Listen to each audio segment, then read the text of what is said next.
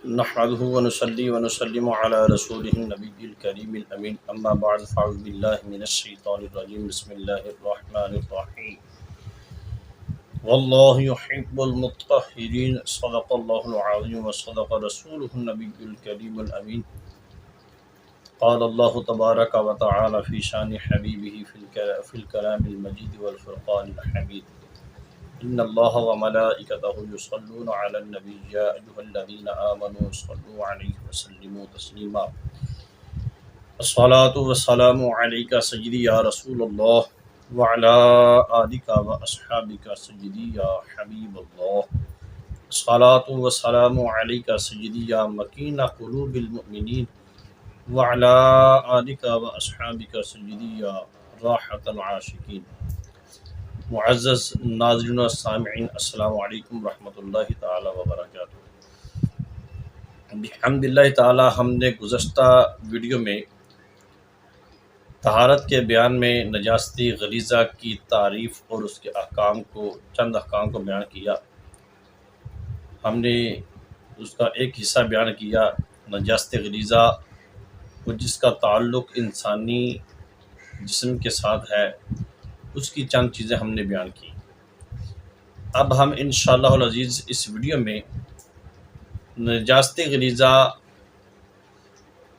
کا جس کا تعلق جانوروں کے ساتھ ہے اس کو بیان کریں گے کہ جانوروں کے متعلقہ کون کون سی چیزیں نجاست غلیظہ ہیں، تاکہ ہمیں پتہ ہو اور ہم ان سے بچا جا سکے۔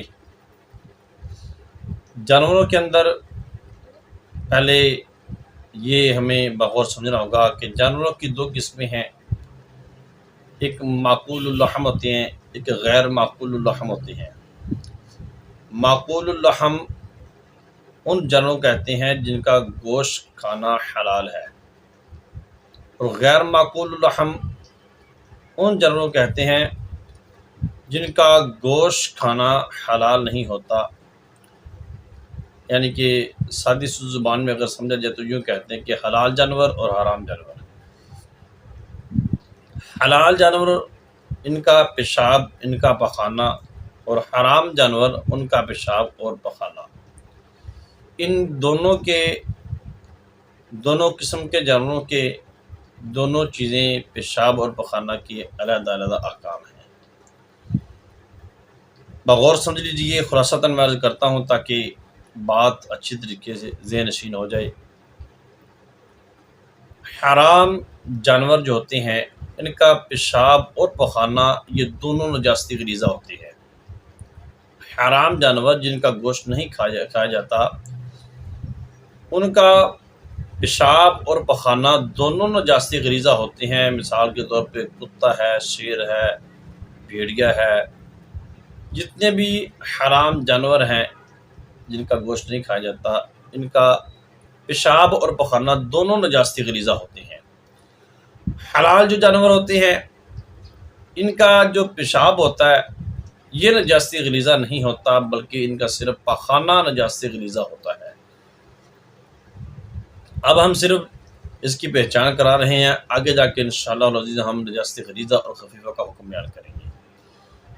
یعنی کہ حرام جانوروں کا پیشاب اور پخانہ دونوں نجاست غلیظہ ہیں، حلال جانور کا پخانہ نجاست غلیظہ ہے، پیشاب نجاست غلیظہ نہیں ہے۔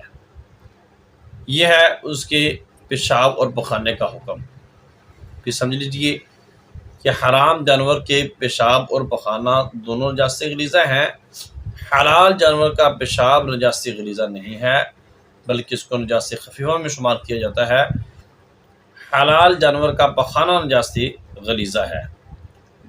اب ایک اور مسئلہ ہے جانوروں میں، جانور جب چارہ کھا کر چگالی کرتا ہے، منہ ہلاتا ہے، دوران چگالی کرتے وقت اس کے منہ کی جو جھاگ ہوتی ہے وہ بھی نجاست غلیظہ ہوتی ہے۔ اکثر لوگوں کو اس کا علم نہیں ہوتا۔ یہ صرف پھر میں عرض کر دیتا ہوں، یہ بات ذہن میں رکھیں، وہ ہمہ وقت کی اس کی منہ کی تری یا اس کی اس کا لعاب، اس کی رال، وہ نجاست غلیظہ نہیں ہوتی. صرف چگالی کرتے وقت، جتنی دیر اس نے چگالی کرنی ہے، چگالی کرتے وقت جو اس کے منہ کی جھاگ بنتی ہے، اس کے لعاب کی جھاگ بنتی ہے، وہ نجاست غلیظہ ہوگی. اس کی وجہ کیا ہے؟ اس کی وجہ یہ ہے کہ جانور کے چارہ ہضم کرنے کا طریقہ کار یہ ہوتا ہے، جانور پہلے چارہ کھا کر معدے میں لے جاتا ہے، پھر معدے سے واپس لا کر اس کو منہ میں لا کر ہلا ہلا کر اپنے اس چارے کو ہضم کرتا ہے. یہ جانوروں کے چارہ ہضم کرنے کا طریقہ ہے. اب اصول وہی پہلے والا ہے کہ جو چیز معدے سے ہو کر واپس آ جائے، چاہے کسی رستے واپس آئے، وہ چیز نجاست غلیظہ ہوتی ہے. تو اس لیے جانور کے چارہ ہضم کرنے کا طریقہ کار یہ ہے کہ وہ اپنا چارہ ایک مرتبہ معدے میں لے جاتا ہے، پھر واپس لا کر اس کو چغالی کی ذریعے سے اس چارے کو ہضم کرتا ہے. اس لیے جانور کا دوران چغالی، اس کی لعاب، اس کے منہ کی جھاگ، یہ نجاست غلیظہ ہیں، ان سے بچا جائے. اب رہا پرندوں کا معاملہ، وہ ان کا جو حکم ہے وہ نجاست خفیفہ میں بیان کیا جائے گا. یہ نجاست غلیظہ تھے. اگر کوئی چیز آئے گی تو میں انشاءاللہ العزیز اگلی ویڈیو میں بیان کر دوں گا. اللہ تعالی ہمیں دین و دین کی صحیح سمجھ عطا فرمائے.